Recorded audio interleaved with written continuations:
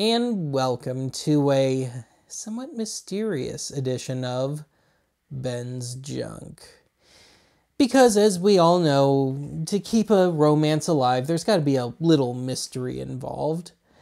Or I stumbled onto a bit of a mystery box. And this being one of my videos, I'd say it's the far less sexy thing that I mentioned.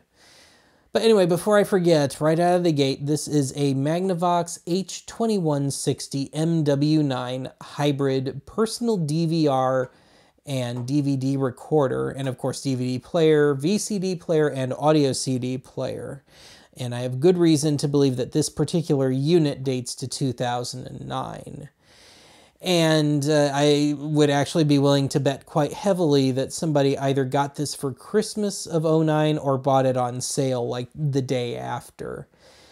And it would also make sense because, for one, before you ask, yes, there were recordings still on here from the previous owner, but we kicked over to HD TV here in the States in June of '09. This thing still only has an old analog SD tuner in it. And so, yeah, it was already a little outdated. But having said that, they were making these at least as late as 2011. If you go on Magnavox's website as of my making this, you can still pull up the manual for this particular model. And the copyright date on that thing is from 2011. So, yeah, these had a little bit of a run. But anyway, I picked this up on the most recent archive thrifting episode, and really the initial attraction was, oh my god, a personal DVR. I've never seen one in the wild before.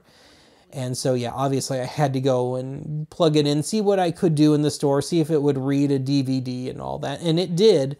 And indeed, the Goodwills around here, they're so generous. You get a whole 24 hours to take it home, any electronic item, and test it out, and if it doesn't work, you can bring it back for a refund. But yes, it meant having to cruise on home, just quick hook it up and do whatever I could just using the front panel here. There was no remote. But yes, everything seemed to work. I was able to access at least a recording on the personal DVR, or HDD. I think DVR might be copyrighted, those 3 letters, digital video recorder. But anyway, yeah, I was able to pull up at least one recording on the personal DVR, and I was able to pop in a movie, one of my own DVD-Rs, audio CD. Everything seemed to work just fine. So yeah, then I went and fleabaited the remote. And sure enough, I paid $15 for the main unit. I think it was almost 40 by the time you factor in shipping and tax for this. So we'll say I dumped $55 into this. Having said that, I think I came out way ahead because for whatever strange reason, on Fleabay, these things seem to fetch at least $100, and a lot of times without the remote. So yeah, I think I did just fine on this one.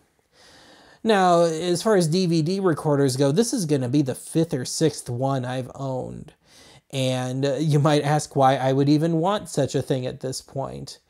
Well, most commonly, and I do find myself needing one a few times a year, sometimes I have analog video where it's just so wobbly and weird that I need something with an over-aggressive time-based corrector, and just anything that's going to really enforce the audio and video, to stay together, to stay in sync with each other.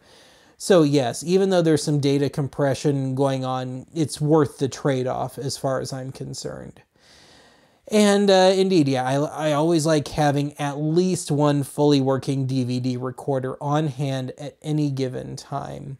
And if you've seen any of the episodes I've done where it's a modern day micro-broadcasting analog TV recording, I'm usually recording it to this because it doesn't always work so great on the computer. Although I do try it, and I've had better luck over the years as I've invested in more outboard gear. But yeah, this is still kind of a nice quick and dirty way to have something usable. So with that, I would say this is actually a cut above on the DVD front all the other recorders that I've owned, and this is probably going to become my main DVD recorder. For one, because it's upscaling. It has HDMI output, and yes, it upscales to 1080p, and yes, P, progressive. And according to the top here, I'll splice in the photo in post, but it seems to do most flavors of photo CDs. I don't keep any of those things. It will read plus or minus type blank media, so DVD minus R, DVD plus R. Having said that, I don't do, say, DVD plus R. There's just too many compatibility issues, so I didn't even go there. But yeah, it seems to be a pretty good machine. And indeed, whoever owned this before me, I should note, I was able to pull up the code to bring up the service menu for this thing online. And unless I'm grossly misreading this thing has over 18,000 hours of use on it. I think I may have misread it, but there's plenty of dings and scratches on here and just lots of signs of this being somebody's daily driver for quite a while. And yeah, so with that, let's talk about the personal DVR part of things again. Now, of course, this is still kind of an analog-minded thing, I guess you could say. You're only ever going to get up to 480p recordings, 480i actually, I think.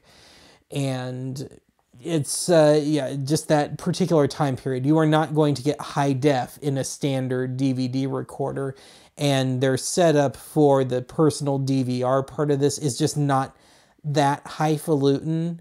But if you do a recording at the highest quality, and I did do a test recording of, you know, my own stuff now, it's pretty good. It's about as good as you can expect for out of something from this time period and just out of this kind of ilk. Now, the drive in here is just a normal old laptop drive.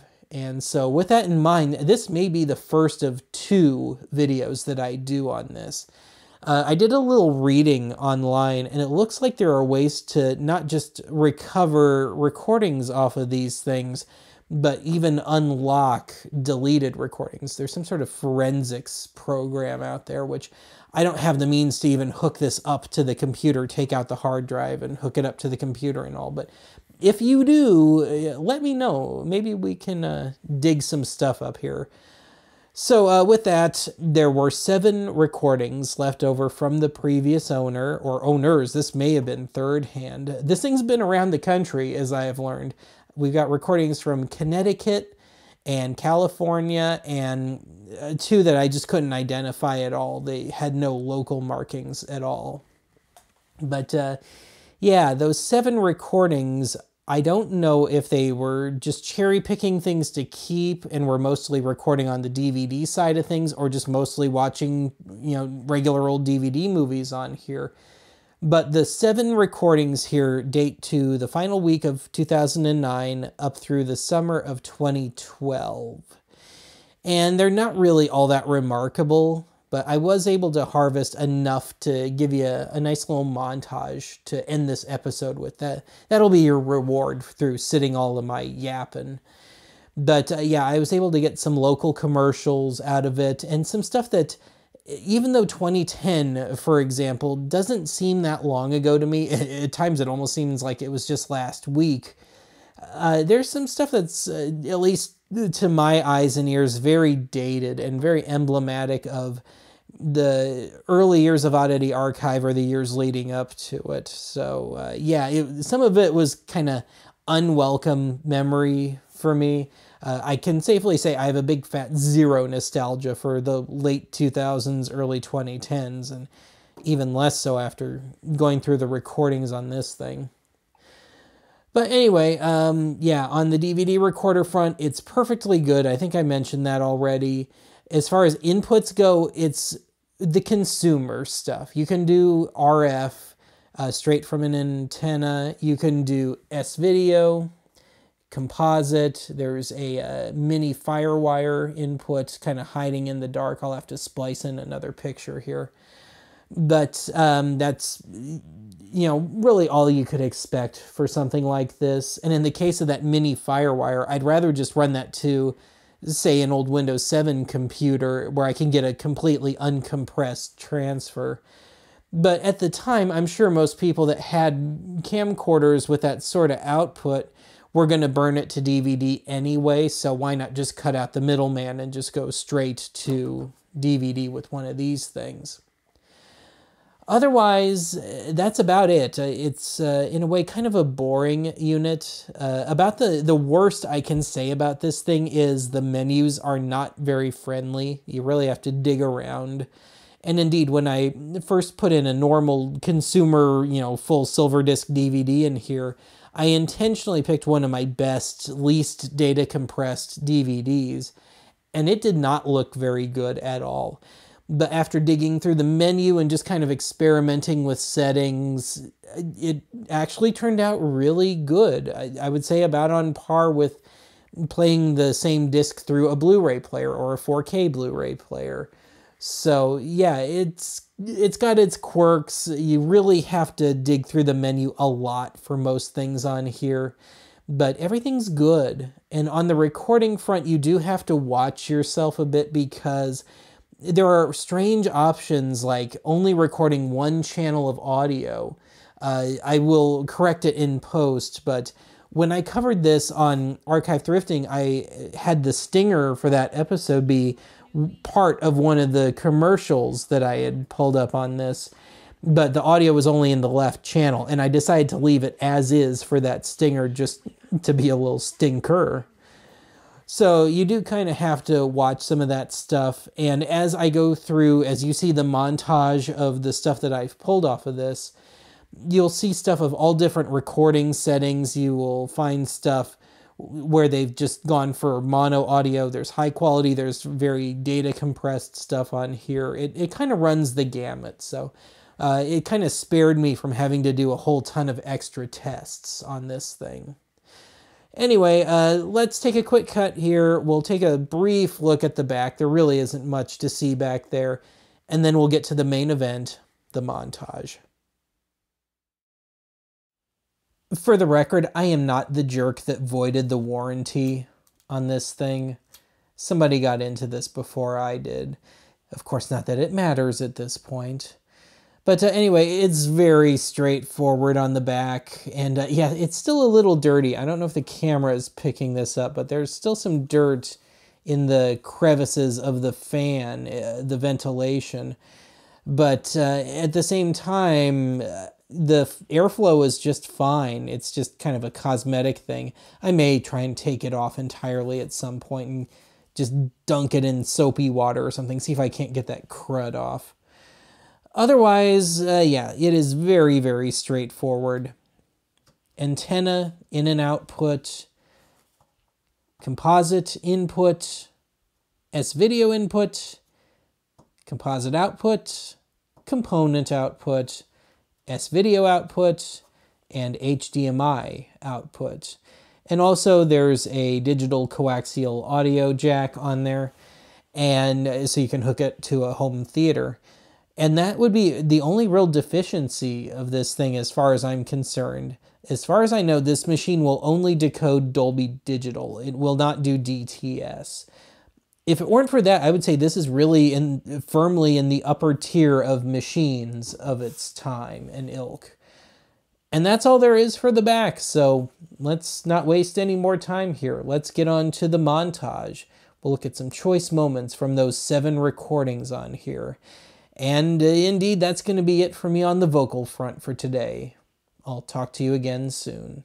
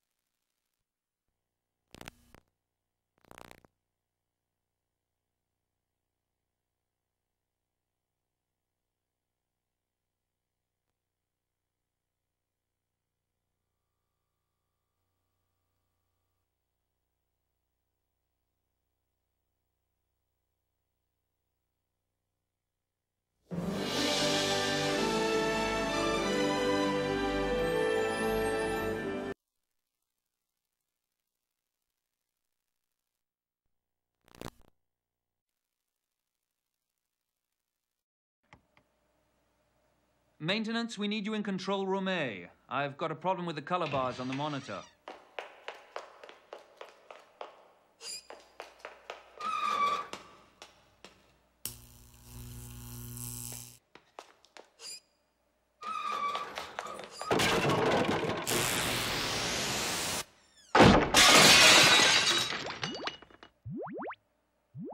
Could we have a little light on the set, please?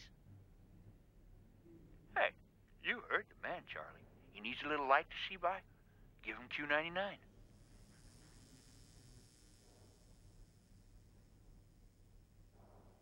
Ah, yes, it's always gratifying to see a group work in such harmony and fellowship. I was just a little kid.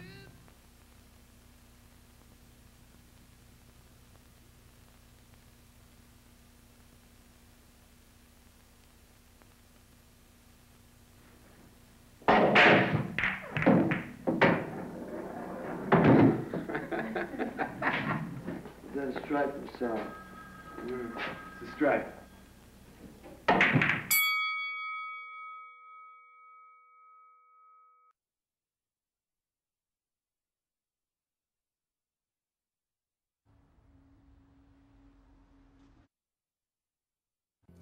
Caddyshack's great. We know. He's on the final hole, about 455 yards away. Hey, Simon, please. Oh, he got all of that! It's in the hole! Hi, I'm Mike Anderson, here to tell you about Dish Network Satellite TV, the affordable alternative to cable. It's true. In fact, Dish Network is home of the lowest nationwide prices. Call now and we'll give you over 120 channels for just $24.99 a month for a whole year. That's 12 months of the best sports, movies, and more for $24.99 a month. Hey, everyone's going to high definition, and Dish Network is the leader in high def. Dish Network also has award-winning digital video recorders, including the only dual-tuner DVR that connects two TVs. What's that mean for you? Flexibility.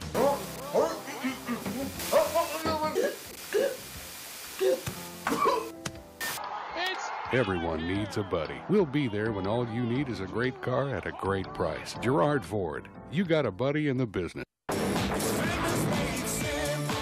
Get the body of your dreams with Fitness Made Simple's new triple threat package. Start losing fat and building muscle with 3 of our most popular videos: fat burning workout, AM/PM workouts, and six-pack abs. Hosted by fitness celebrity John Bastow. I totally It really works. Call now to get 3 best-selling videos for the price of 1. And make sure to follow me on Twitter.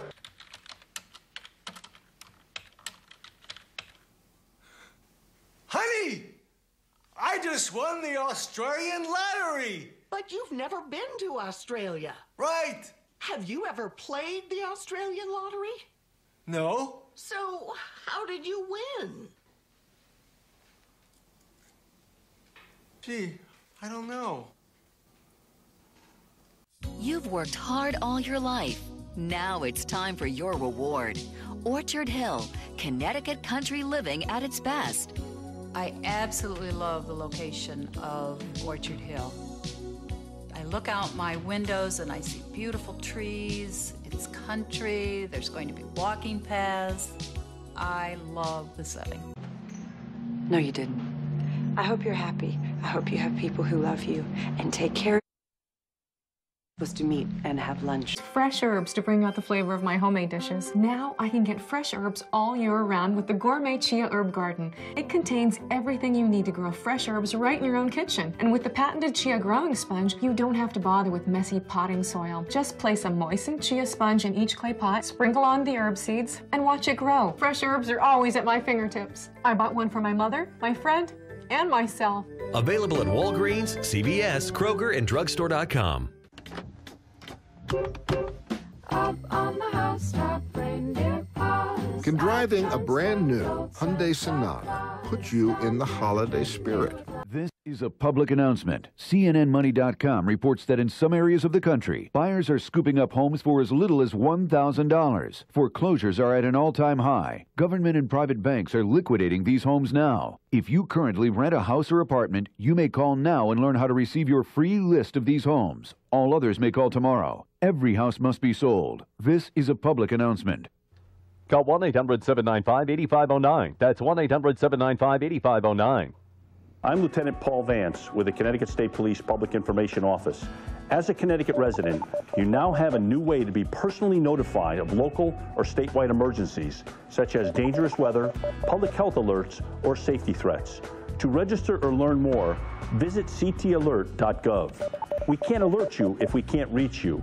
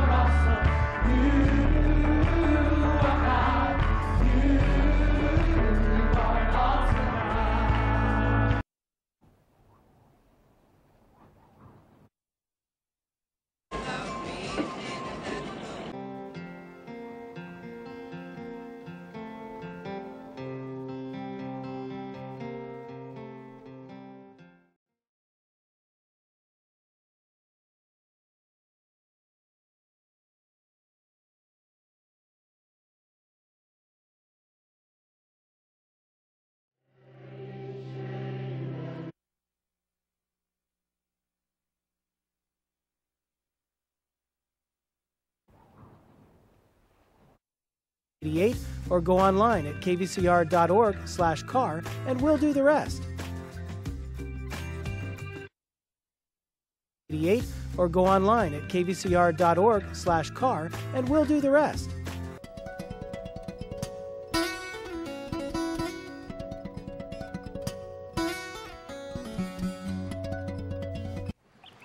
One of the key differences between men and women is their perception of reality. Women like reality. Men prefer fake things. Now meet Amanda.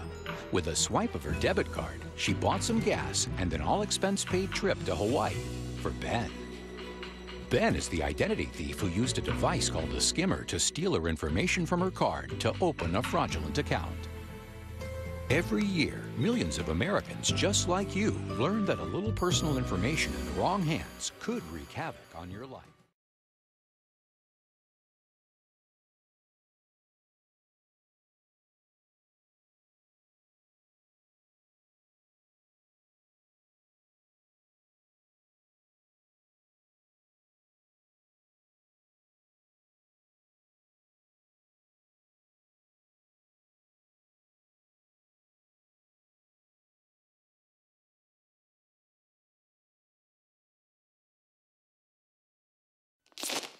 Bacon? Gotta get that bacon! Yummy, crunchy bacon, bacon, bacon! There in that bag! Who wants a bacon strip? Me, I get it myself, but I don't have thumbs! It's bacon! I love you.